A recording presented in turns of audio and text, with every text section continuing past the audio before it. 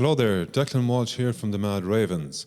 And over the last number of months, we've been recording some monologues from the various productions of Sean Purcell.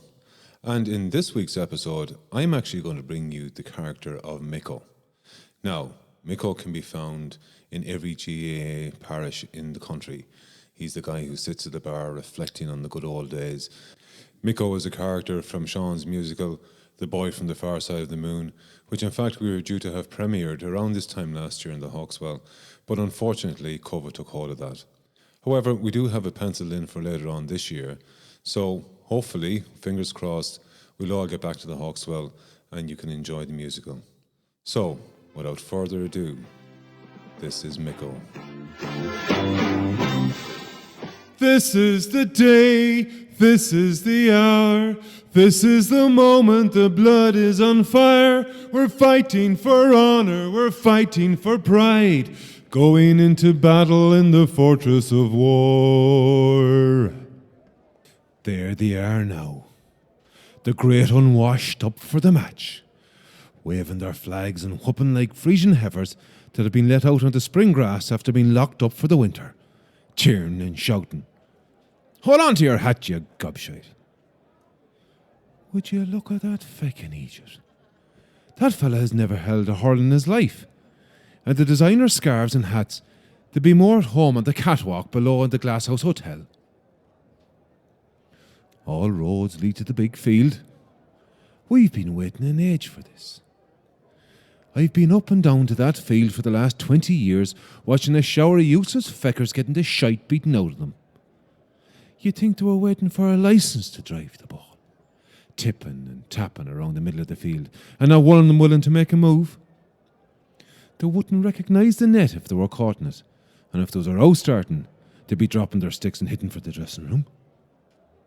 And as for the training, the only place that those lads would ever get their knees dirty would be diving at a dance in the embassy on a Saturday night.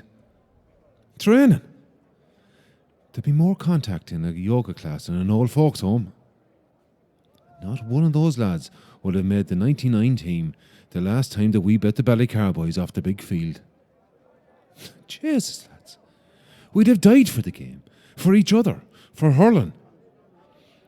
Didn't the schoolmaster himself tell us that the Lord God Almighty looked down on all he had done in a week and sat there thinking, where's the sport in this? And then he created hurling. So he'd have something to look forward to, and him looking into the darkness. We didn't choose our people. We didn't choose our parish. We were born into it, and the love of the game was forged in the red heat of battle, and by God I'm right. My people were always known as top of the right Murphys. That's where I played. And me father, and his father before. And when me father was there with a spade when they turned the sod on the great big field above and planted the grass. Fresh, green grass, fit for Cuchulainn. And when he had to hang up his boots, he lined the pitch. Rain, hail or shine. And me grandmother washed the jerseys. My brother was a great man to break up the play and win that dirty ball. Sledge. He'd hold the ground with the best of them, and that's for sure.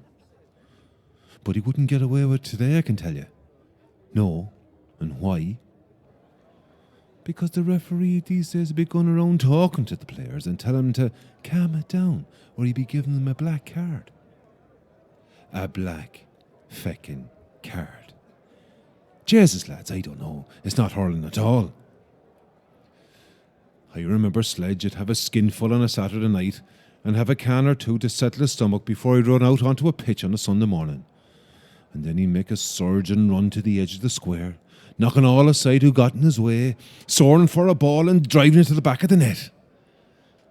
It'd take you to a higher place where you'd be thinking you were in the company of the Lord God Almighty himself. If there was any hint of an old schmozzle, Sledge used to always like to get his revenge in first before his marker could pull back his hurl, and it'd be 10 minutes before they'd realise the ball was gone and they'd have to stop pulling. I was a cute whore, all right, the same Sledge.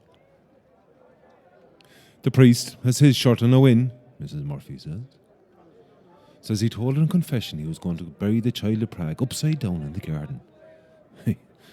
I suppose it's better to have God with us than against us. Coach says they're motoring well this year. Has them all fired up for a win. It seems like an age since we got the better of these Ballycar boys. They've been flaking us for donkey's years.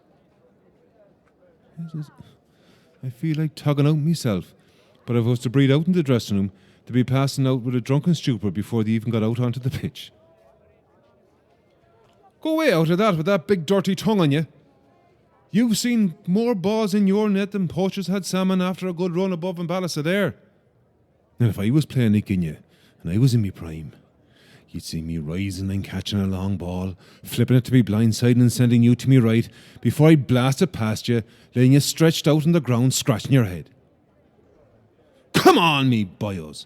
Today is ours, and if it is, we can walk tall and straight through Stratton. And if we go all the way and get a win, well, I'll be the first man to shake the hands of heroes, for it's been a family years and us starved for a victory.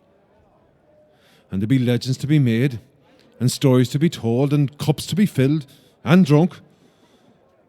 And there'll be the blessings of God and His Holy Mother, and all the angels will be hurling at your side. Now I'll head on. I've a patch that needs water and a couple of pints to do the job before I head up and hear the ref blow the first whistle. Come on, Stratton. Let every blow be a killing, a nail in their coffin, and we'll be winning county finals to the dawn of day. This is the day, this is the hour, this is the moment the blood is on fire. We're fighting for honor, we're fighting for pride, going into battle in the fortress of war.